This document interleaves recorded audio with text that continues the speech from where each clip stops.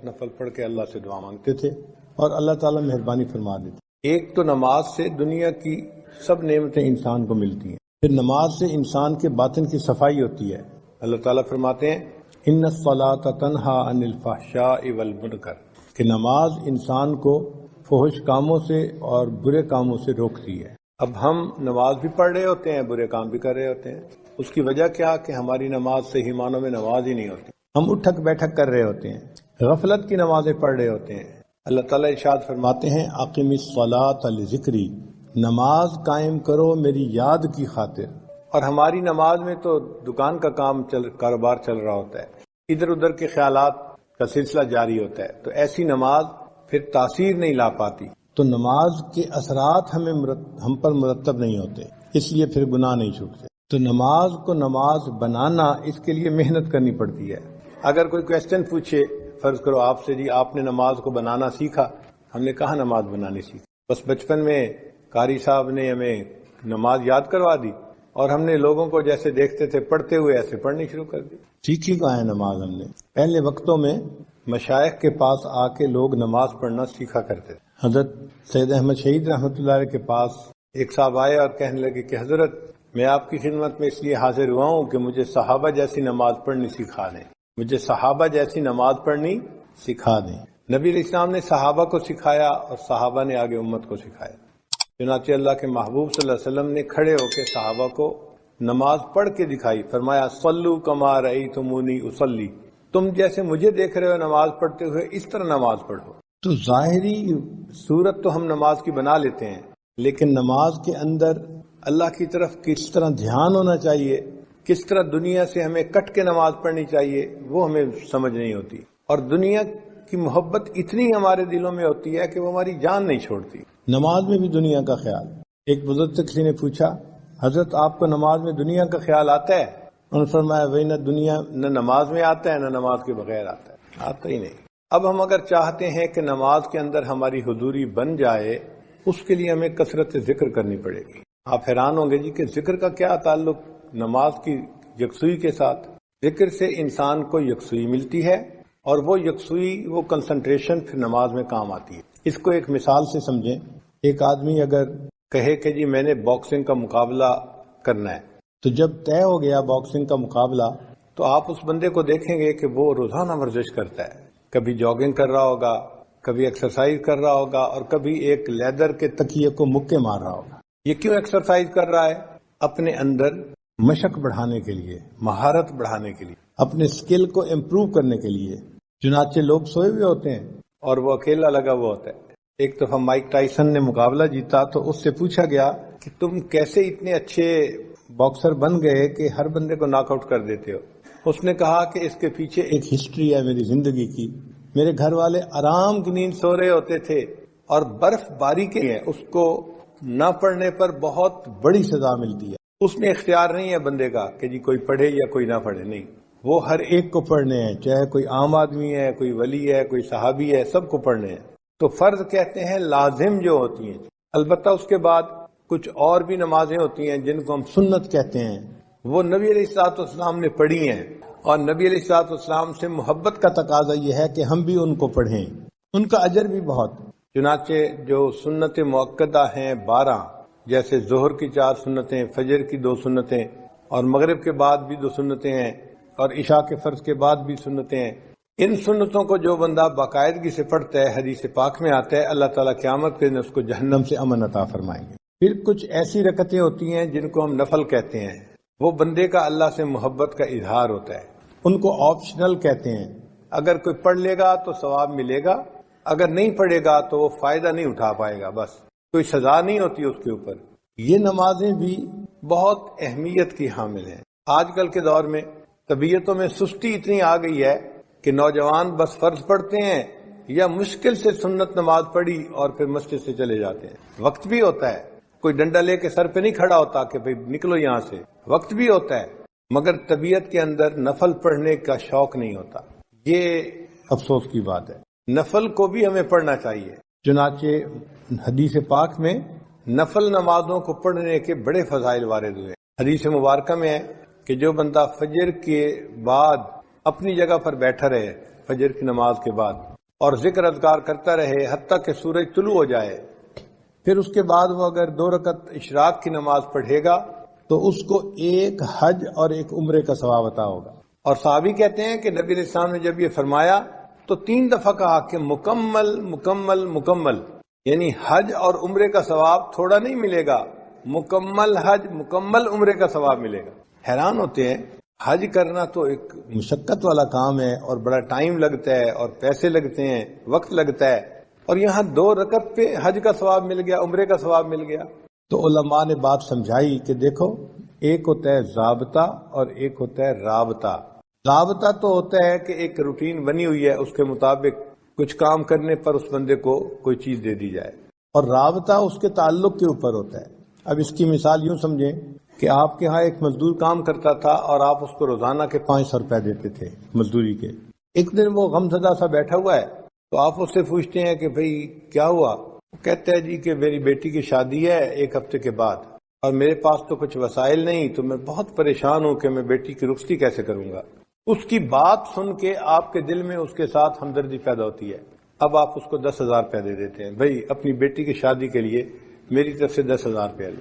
اب دیکھیں، ضابطہ یہ تھا کہ اس نے پورا دن مزدوری کرنی تھی اور 500 روپے کمانے تھے، اور جب مالک سے اس کا رابطہ ہوا تو 2 منٹ کی گفتگو کے بعد اس کو 10,000 روپے ملے۔ تو فرض نمازوں پہ انسان کو ضابطے کے مطابق اجر ملتا ہے، بہت زیادہ ہوتا ہے وہ بھی، لیکن جو فرضوں سے بھی آگے بڑھ کے کام کرتا ہے تو اللہ تعالیٰ کو اس پہ پیار آتا ہے، اور پھر بڑوں کی دین ہمیشہ بڑی ہوتی ہے۔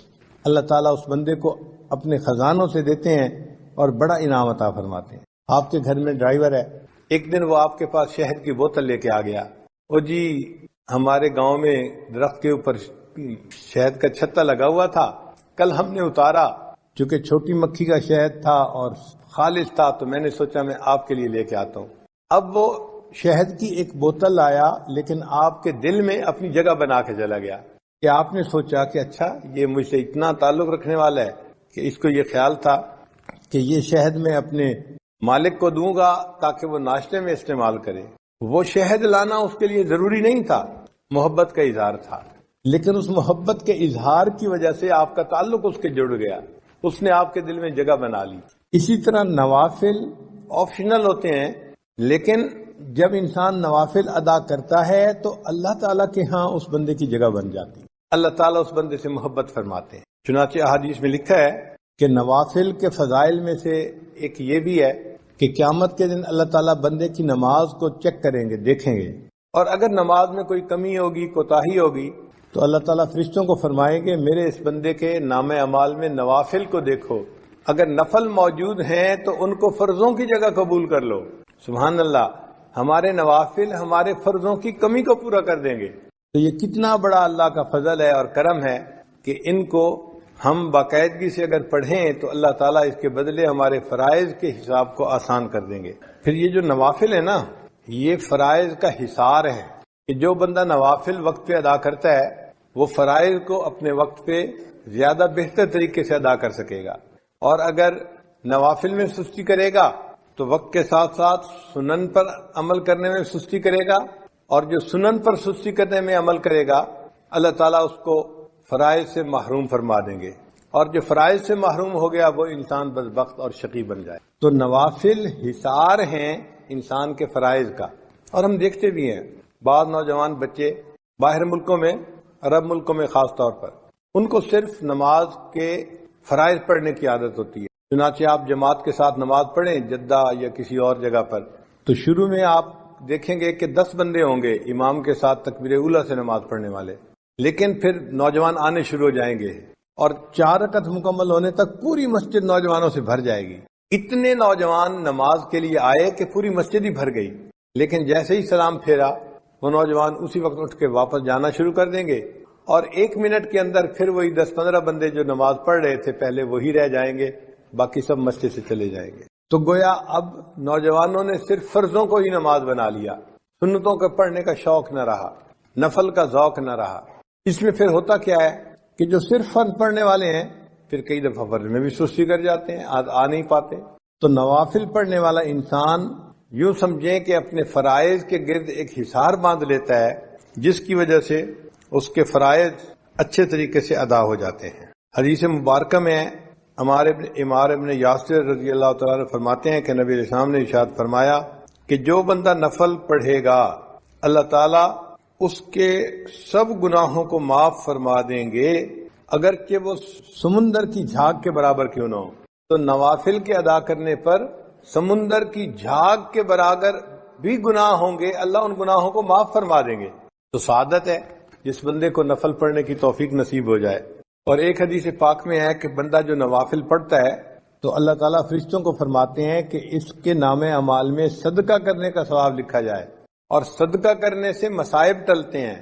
گویا نوافل پڑھنے والے بندے کے مصائب کو اللہ تعالیٰ اس کے اوپر سے ہٹا دیتے ہیں۔ آپ دیکھیں ہم اپنی پریشانیوں کے دور ہونے کے لیے کتنے فکر مند ہوتے ہیں، اور بعض لوگ تو عملیات کے پیچھے بھاگتے ہیں، اس سے پوچھو اس سے پوچھو کیا عمل کریں کیا عمل کریں۔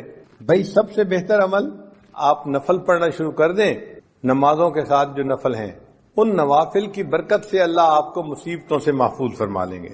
حضرت جابر رضی اللہ عنہ روایت کرتے ہیں کہ نبی علیہ السلام نے ارشاد فرمایا کہ جو لوگ دنیا میں نوافل ادا کرنے والے ہوں گے ان نوافل کے بدلے قیامت کے دن ان بندوں کو نور عطا کیا جائے گا۔ قیامت کے دن اندھیرا ہوگا اور ایمان والوں کے سروں کے اوپر نور ہوگا، جیسے ٹارچ ہوتی ہے نا بندے کے ہاتھ میں، اور اس ٹارچ کی روشنی میں وہ قیامت کے دن اندھیرے کا سفر کر رہے ہوں گے۔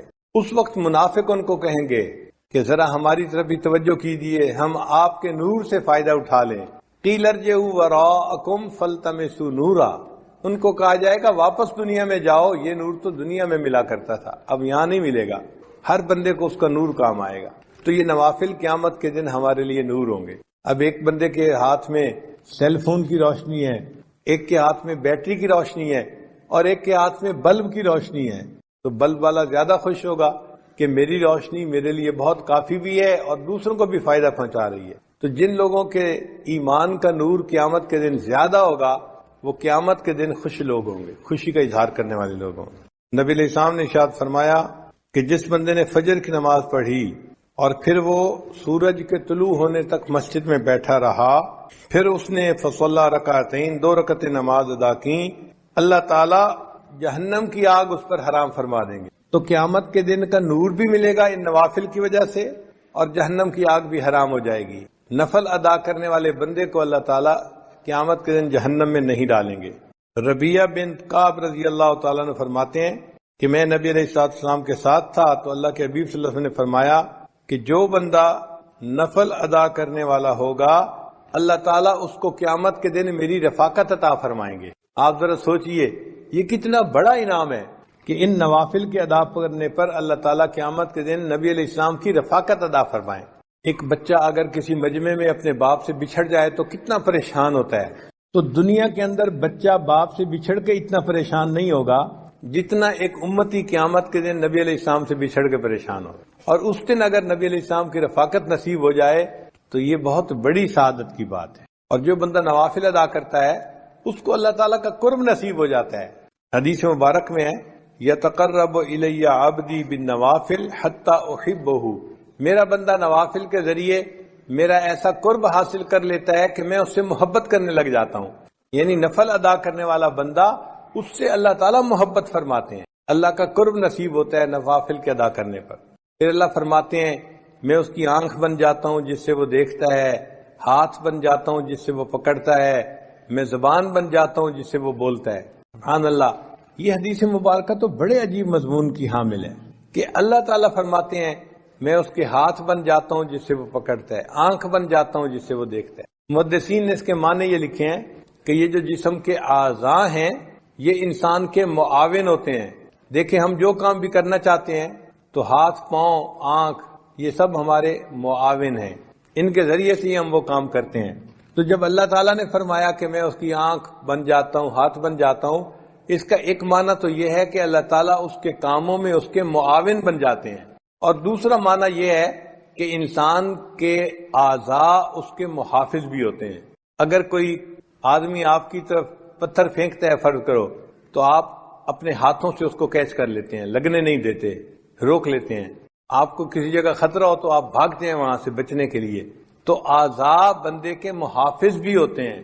تو جب اللہ تعالیٰ بندے کے اعضاء کا ذکر فرما رہے ہیں تو محدثین نے کہا اس کا معنی یہ کہ اللہ تعالیٰ بندے کے محافظ بن جاتے ہیں اور اس بندے کی ہر برائی سے حفاظت فرماتے ہیں۔ علامہ اقبال نے کہا ہاتھ ہے اللہ کا بندہ مومن کا ہاتھ، یعنی وہ ہاتھ تو بندہ مومن کا ہوتا ہے لیکن اعمال ایسے ہوتے ہیں کہ جیسے وہ اللہ کا ہاتھ ہے۔ اللہ تعالیٰ قرآن مجید میں فرماتے ہیں اے میرے حبیب صلی اللہ علیہ وسلم جب آپ نے مٹی پھینکی تھی کافروں کی طرف، وما رمیتا اذ رمیتا ولکن اللہ رما، جب آپ نے وہ ریت پھینکی تھی ان کافروں کی طرف جو ان کی آنکھوں میں جا کے پڑی تھی، وہ آپ نے نہیں پھینکی تھی، وہ تو اللہ تعالیٰ پھینک رہے تھے۔ تو قرب کا ایک ایسا مقام مل جاتا ہے کہ بندے کا عمل ہوتا ہے لیکن اللہ اس عمل کو اپنی طرف منسوب فرما دیتے ہیں۔ اس لیے شاعر نے کہا گفتئے او گفتئے اللہ بود گرچہ از حلقوم عبداللہ بود، اگرچہ وہ بندے کے حلق سے بات نکلتی ہے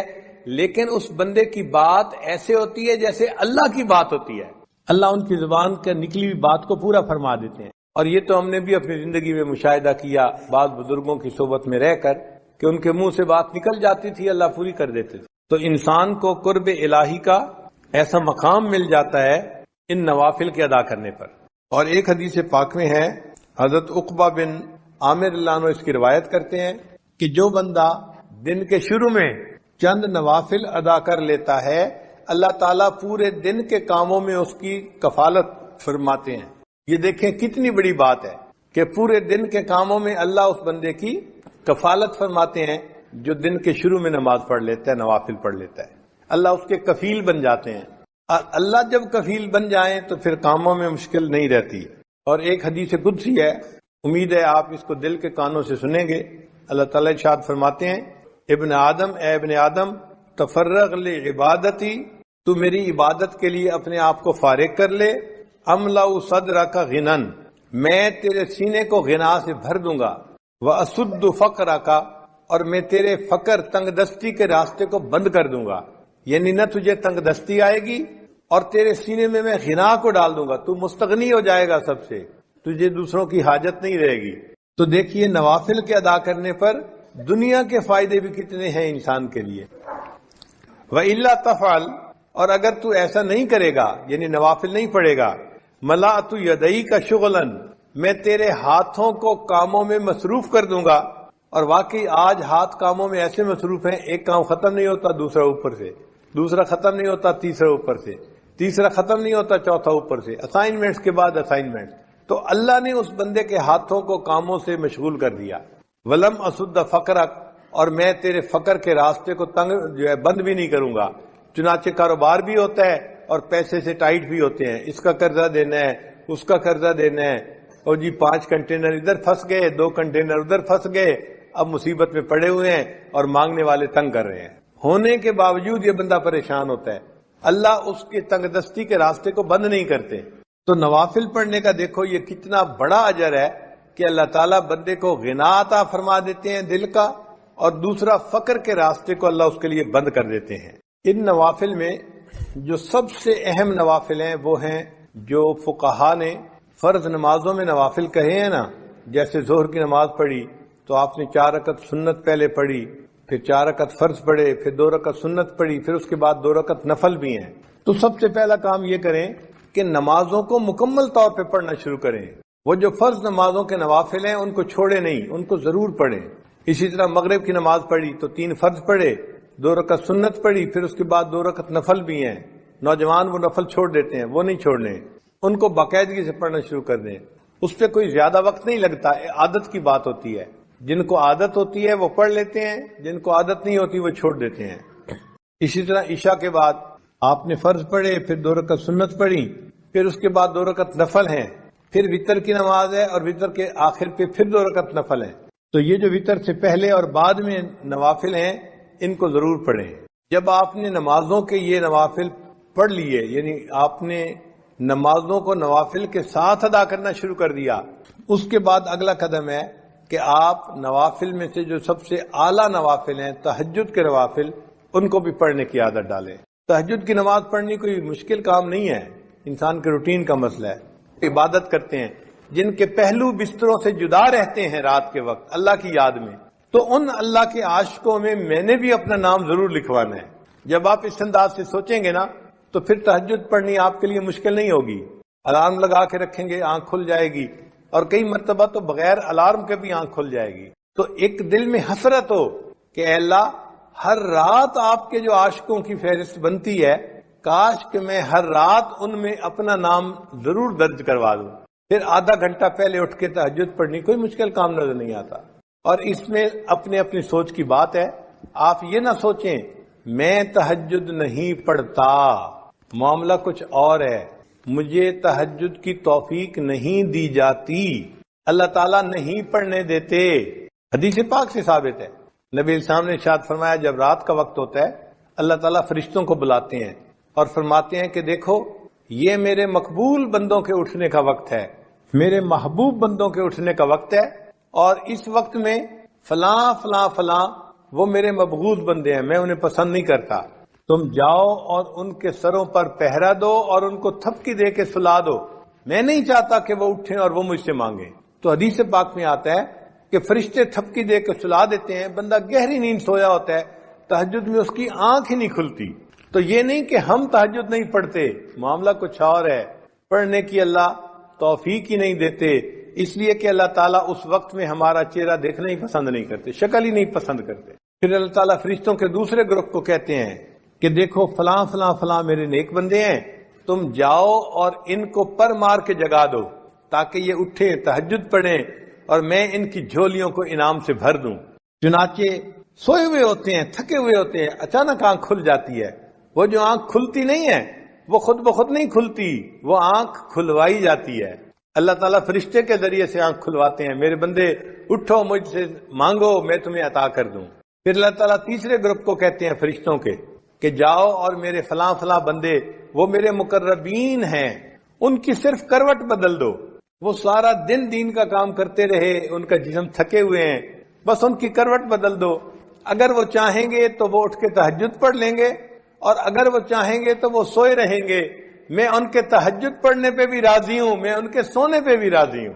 یہ وہ لوگ ہوتے ہیں کہ جن کی نیند ان کے لیے عبادت بن جایا کرتی ہے۔ تو یہ تین طرح کے گروپ رات کے وقت جو ہے آتے ہیں اور بندوں کو جگاتے ہیں یا کروٹ بدلتے ہیں یا بندوں کو سلا دیتے ہیں۔ تو معاملہ ہمارے اختیار میں نہیں ہے، اللہ کے اختیار میں ہے۔ اس لیے ہم اللہ سے توفیق مانگیں کہ اے اللہ ہمیں رات کی اس عبادت سے محروم نہ فرما دیجیے، اور جس دن آپ کو تہجد نہ ملے غم ہونا چاہیے، فکر ہونی چاہیے کہ آج کون سا گناہ مجھ سے سرزد ہو گیا جس کی وجہ سے میں تہجد سے محروم کر دیا گیا۔ فکر ہوگی تو تہجد کی توفیق بھی نصیب ہوگی۔ آج بھی دنیا میں ایسے لوگ ہیں سالوں ان کی تہجد قضا نہیں ہوتی۔ ہمارے حضرت مرشد عالم رحمت اللہ علیہ فرمایا کرتے تھے کہ تہجد کے وقت اتنا نور برستا ہے کہ دیہاتی عورتیں جو اس وقت اٹھ کر لسی بناتی ہیں اپنے گھروں میں وہ بھی تہجد کے انوارات سے محروم نہیں رہتی۔ تو جو عورتیں لسی بلوتی ہیں اگر وہ تہجد کے انوارات سے محروم نہیں رہتی تو جو اٹھ کے، آپ یوں سمجھیں کہ جن لوگوں کے نفسانی شیطانی تعلقات ہوتے ہیں ان کو اگر اپنے دوست سے ملنے کا وقت مل جائے تو کتنے خوش پھر رہے ہوتے ہیں، ان کو اس وقت کا انتظار ہوتا ہے۔ اگر یہ دنیا کے اس قسم کے تعلقات میں ان کی یہ حالت ہے تو جن کو اللہ سے محبت ہے پھر ان کو بھی دن میں 5 مرتبہ اپنے محبوب سے ملاقات کا انتظار ہوتا ہے۔ وہ فجر پڑھتے ہیں، ظہر کا انتظار شروع، ظہر پڑھتے ہیں تو پھر عصر کا انتظار شروع، عصر پڑھتے ہیں تو مغرب کا، مغرب پڑھتے ہیں تو عشاء کا۔ وہ سارا دن نماز کے انتظار میں ہی رہتے ہیں اور نماز پڑھنے سے ان کو دلی سکون نصیب ہوتا ہے۔ چنانچہ ایک بزرگ تھے شیخ عبد الواحد رحمت اللہ علیہ، ان کے سامنے کسی نے تذکرہ کیا کہ جنت میں نماز نہیں ہوگی تو وہ آنسوؤں سے رونے لگ گئے۔ کسی نے کہا کہ حضرت آپ رو کیوں رہے ہیں؟ فرمانے لگے اگر جنت میں نماز نہیں ہوگی تو پھر جنت میں پھر ہمیں مزہ ہی کیا آئے گا؟ اگر نماز نہیں ہوگی تو جنت میں ہمیں مزہ ہی پھر کیا آئے گا؟ سوچیں ان کو کتنا نماز میں مزہ ملتا ہوگا کہ جنت میں نماز پڑھنے کی جو انتظار میں لگے ہوئے ہیں۔ ثابت بنانی رحمت اللہ علیہ ایک بزرگ تھے، وہ ہمیشہ دعا مانگتے تھے، اے اللہ اگر کسی بندے کو قبر میں نماز پڑھنے کی اجازت ہو سکتی ہے، اے اللہ مجھے قبر میں نماز پڑھنے کی بھی توفیق عطا فرما دینا۔ وہ یہ ہمیشہ دعا مانگتے تھے۔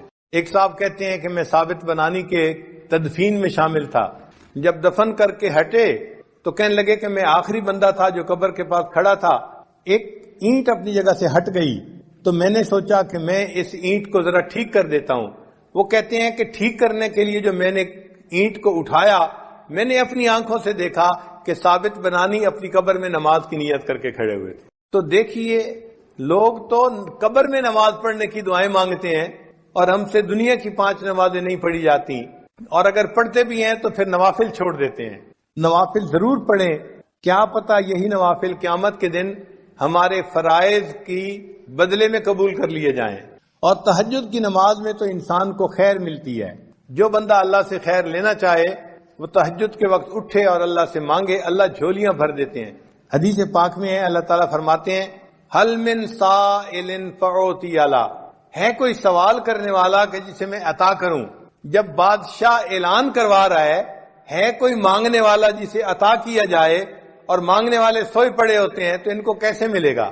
تو تہجد کے وقت میں چاہے آپ 15 منٹ پہلے اٹھیں، آدھا گھنٹہ پہلے اٹھیں، اٹھ کے 4 رکعت پڑھ کے اللہ سے مانگنے والوں کی فہرست میں اپنا نام ضرور لکھوائیں، فقیروں کی فہرست میں اپنا نام ضرور شامل کر لیں۔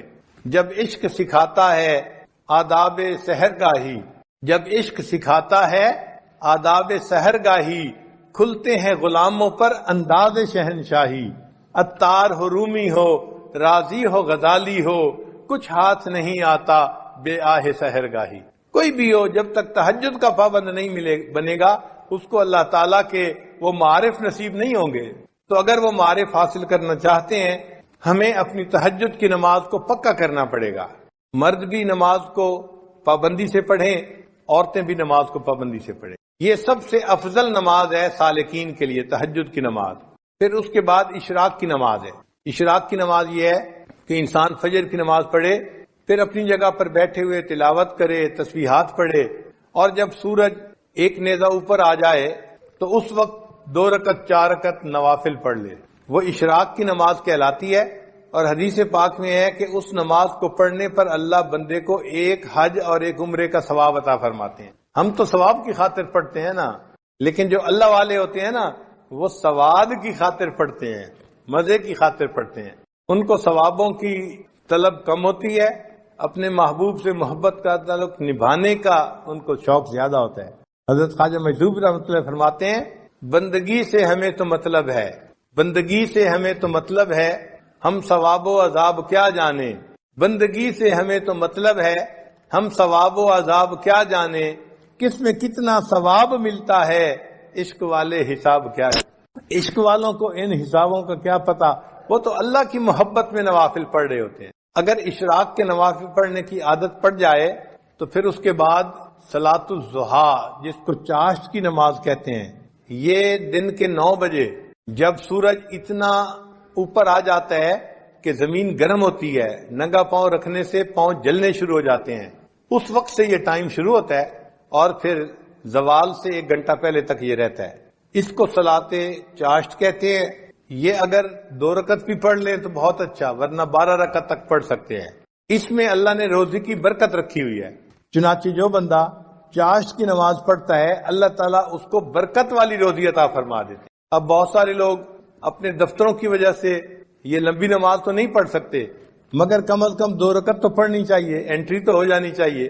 بلکہ فقہا نے تو یہاں تک لکھا ہے کہ اگر یہ بندہ دفتر میں اتنا مصروف ہو جاتا ہے کہ وہاں اس کے لیے نفل پڑھنا ممکن نہیں ہوتا، تو اشراق کے وقت میں 2 رکعت نفل اشراق کی نیت سے پڑھ لے اور 2 رکعت نفل چاشت کی نیت سے پڑھ لے، اللہ اس کو بھی قبول فرما لیں گے۔ تو اشراق اور چاشت تو اس طرح ہو گئی۔ پھر اس کے بعد تیسری نماز ہے جس کو صلاۃ اوابین کہتے ہیں۔ وہ مغرب کے بعد 6 رکعت پڑھنی ہوتی ہیں نفل، مغرب اور عشاء کے درمیان میں۔ کوئی مشکل نہیں، اگر انسان ہمت کر لے تو پڑھ سکتا ہے۔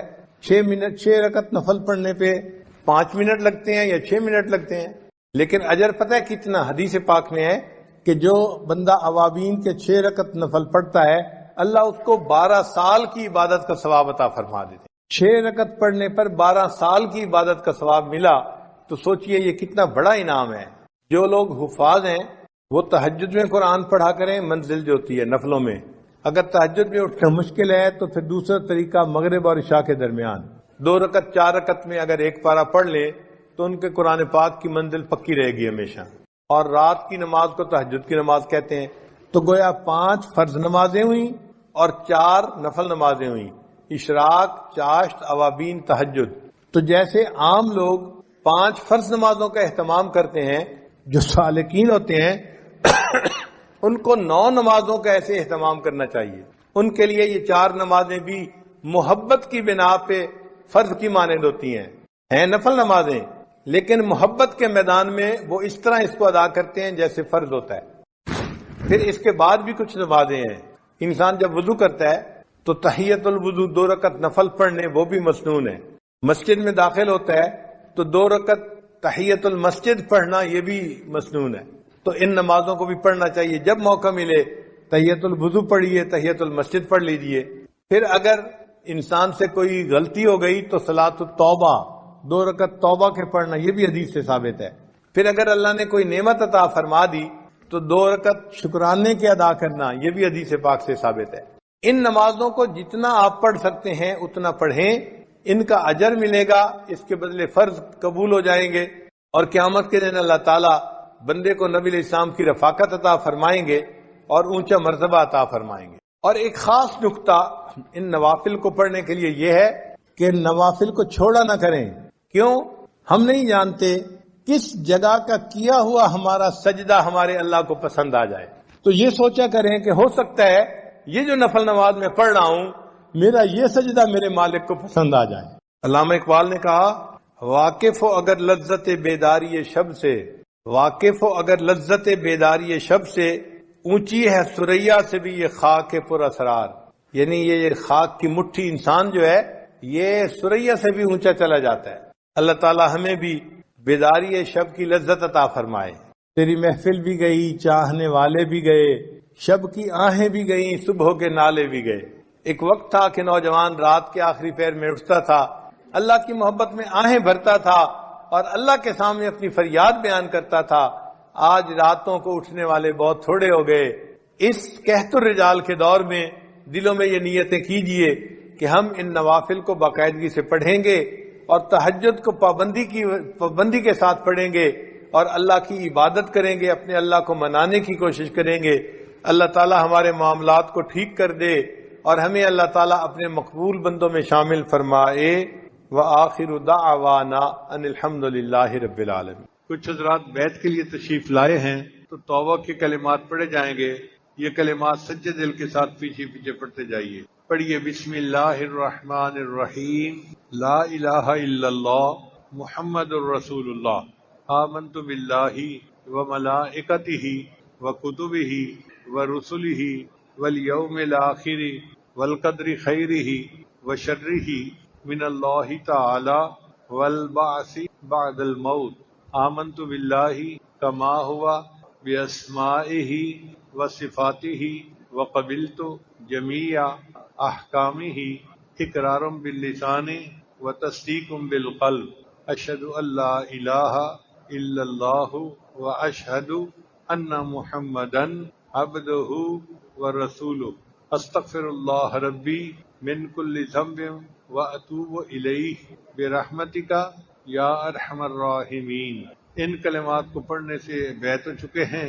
چند معمولات ہیں جن کو باقاعدگی سے کریں گے تو اللہ تعالیٰ دل کو منور کریں گے.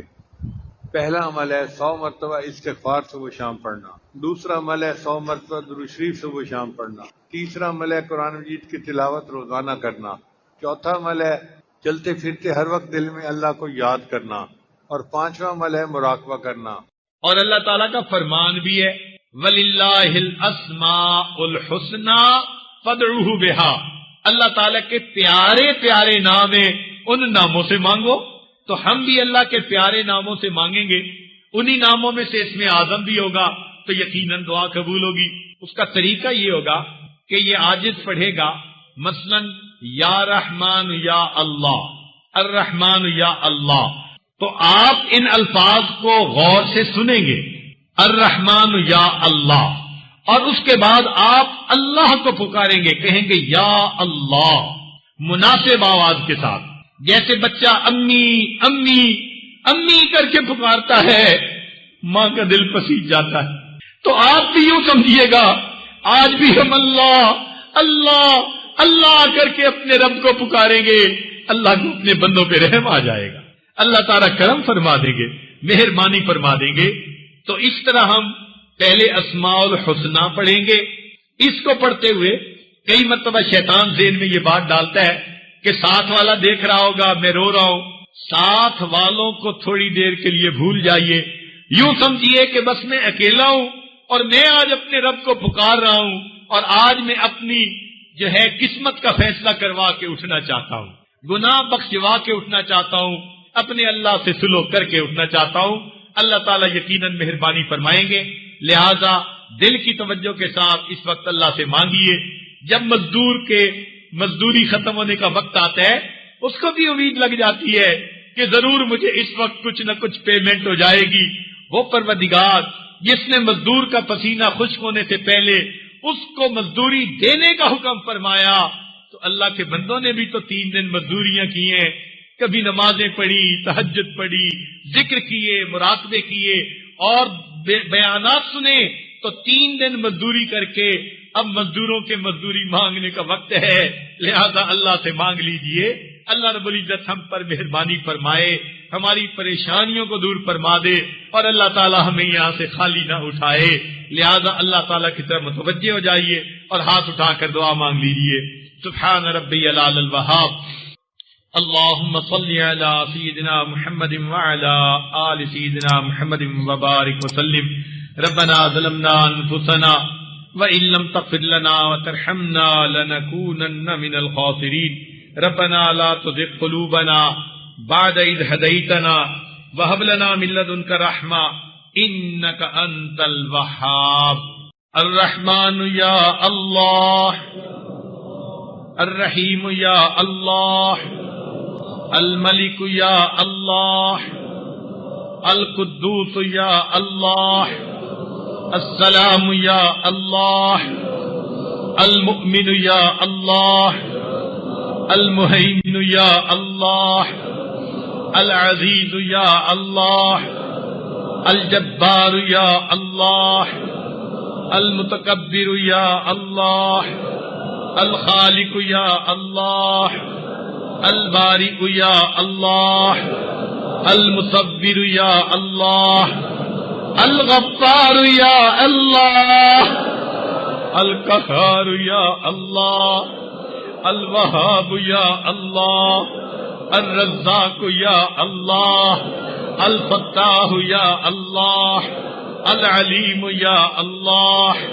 القابض يا الله، الباسط يا الله، الخافض يا الله، الرافع يا الله، المعز يا الله، المذل يا الله، السميع يا الله، البصير يا الله، الحكم يا الله، العدل يا الله، اللطيف يا الله، الخبير يا الله، الحليم يا الله، العظيم يا الله، الغفور يا الله، الشكور يا الله، العلي يا الله، الكبير يا الله، الحفيظ يا الله، المقيت يا الله، الحسيب يا الله،